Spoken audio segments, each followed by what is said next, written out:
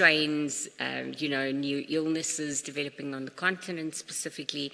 And I feel this is where a lot of time and investment from your industry is going to basically take place.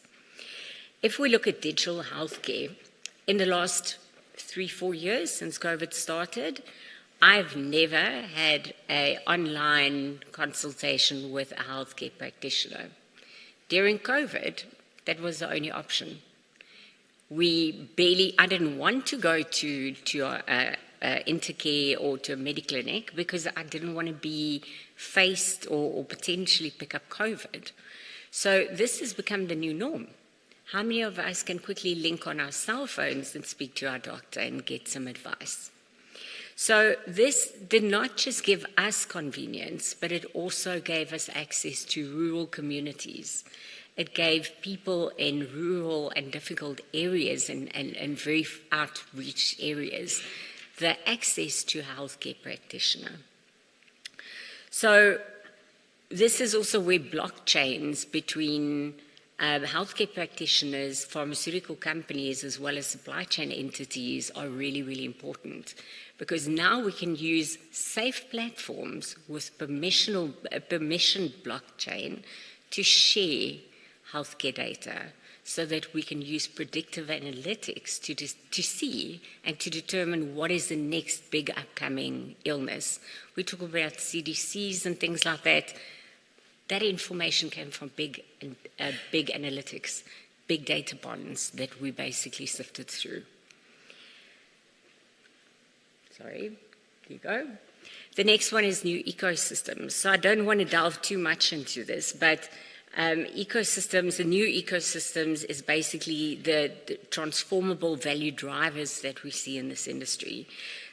Logistics is an enabler for superior healthcare systems. So what I mean by that is we have quicker turnaround times. We offer you visibility. We offer you live track and trace. We have devices that can measure your temperature of your shipment in real time. We have proactive responses to shipments sitting on tarmacs. So we also have co-creation of new innovation supply solutions, continuously monitoring the arena or monitoring the platform. But most of all, the orchestration of true end-to-end supply chain. Out with competition, out with competitors. Supply chain is supply chain. We are all here with one goal in mind, which is the patient. Direct patient models. Prior to COVID, there was wholesale, distributor, there were so many channels that a product basically had to go through. For clinical trials, there were so many processes that a clinical trial had to abide by. Now, we, as the supply chain company, have direct access to patients. We can actually go and deliver it to their homes. We, in Kenya, see a company very, very, very innovative, have employed pharmacists on motorbikes. And instead of a patient coming into a pharmacy to get their prescription, they have a pharmacist on a motorbike going to deliver it to a patient in their house and signing it off. Really innovative, right? I'm going to skip over this slide just to save us some time, but this basically just captures most of the major trends that we are seeing. There's 8 trends that we are really keeping a very close eye on that is developing really, really quickly. In the next 2 years, these will become the norm. Our cold chain shipments are becoming colder. Pre-COVID, the coldest shipment that we moved within DHL was something like minus 30 degrees. We now have cryogenic shipments, which moves at minus 170. Stavros spoke about challenging cold chain solutions. This is what we're doing already. We have the packaging solutions, we have the methodology, we have the trained people to know how to move this. Then the biggest trend that we are seeing at the moment, and I want to refer to this one as this is the only one that's not going to go away. It is here to stay, and unless we do something about this collaboratively, it's going to be the end of all of us. And that's sustainability. So times have changed. 10 years ago, 20 years ago, 50 years ago, sustainability was just something, it was a wish, a dream, it was something down the road. We didn't really think about it. It was just someone saying, oh wow, we need to look at the earth, save the whales, save the trees, tree huggers, like we refer to them, right? So we are moving with the times. Patients and customers don't just want this, they expect it. They expect the packaging to be sustainable. They expect that the way in which you discard a product is sustainable. So we have more options today than we've ever had before. If I take the example of 1996, we only had 93 octane, we had 95 octane and diesel. Can we all remember that? Today, we have SAF, so sustainable air freight fuels, we have sustainable marine fuels, we have biofuels. So we're giving you a greener option. We are providing you a greener option. We're giving you a way of moving your freight in a more sustainable way. Not just for us, not just for you, but for everyone.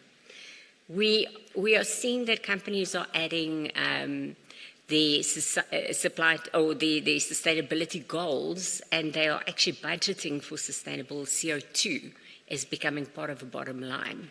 When booking plane tickets, it's not about the price of the plane tickets, it's about how many CO2 emissions are being released. So we as DHL also have targets. So I can't just jump on a plane anymore.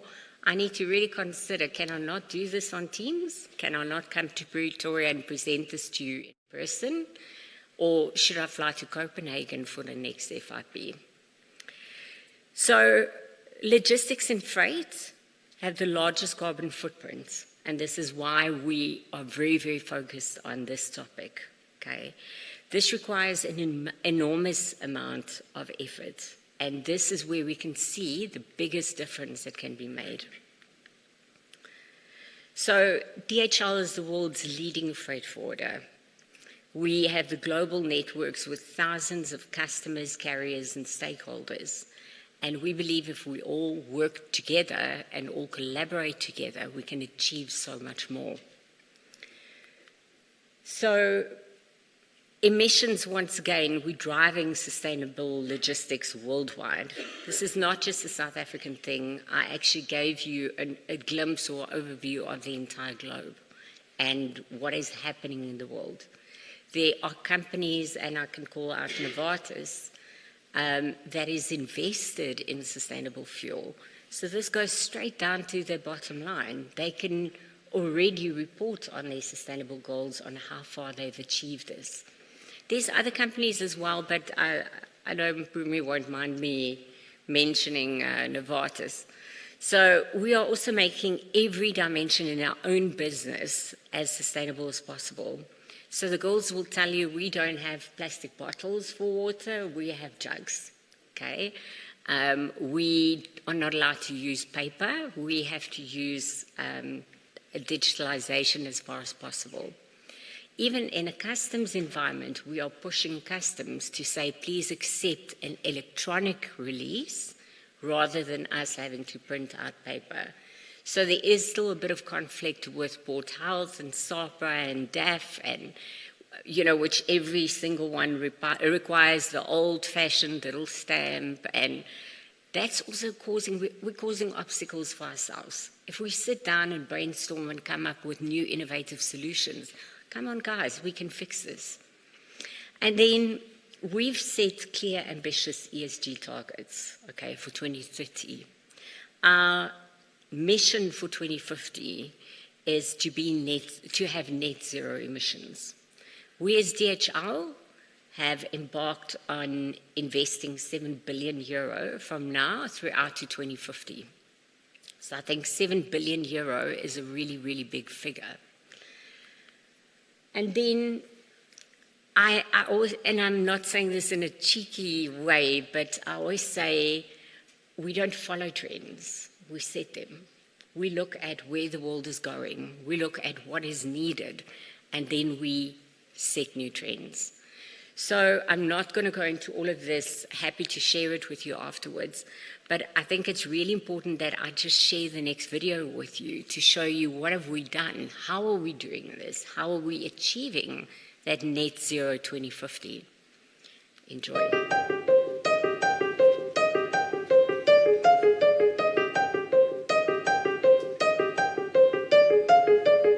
Every day, we connect millions of people and carry huge responsibility for our environment, our 500,000 colleagues, our partners, and the 220 countries we connect. We must find new ways to do what we do differently. This is not new to us, but we need to do even more. We need to collaborate and increase the pace to deliver positive impacts. Our path to sustainable logistics focuses on where our business holds the biggest responsibilities. It is our responsibility to guide the logistics industry towards a sustainable future. That's why we will invest 7 billion euros to reduce our greenhouse gas emissions by 2030, and we commit to zero emissions by 2050. Therefore, we will decarbonize our operations by using sustainable fuels and green energy to run our fleet and facilities, and by planning our routes and networks more efficiently.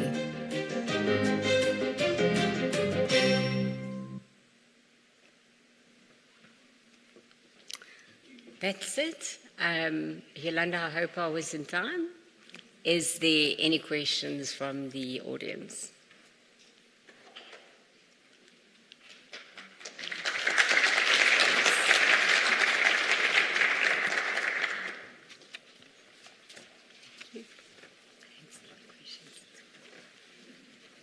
Any questions? Are there any online questions? Okay, so thank you so much, Annette. Thanks. We appreciate your contribution to the industry. Oh, hold on. Just accept this small gift from us. Thank you so much for your contribution. Thank you. Oh, wait, we've got a question. Oh, sorry. Morning. Hi, Annette. Thanks for the presentation. So my question is, you presented on the trends, right? And, they're moving towards trying to help the pharma space to increase access of medication to patients. So how much are the freight forwarders engaging with government in terms of that to get them to aid in that process to, build better roads that, again, help increase access to patients? How much are you guys engaging with the government on that level?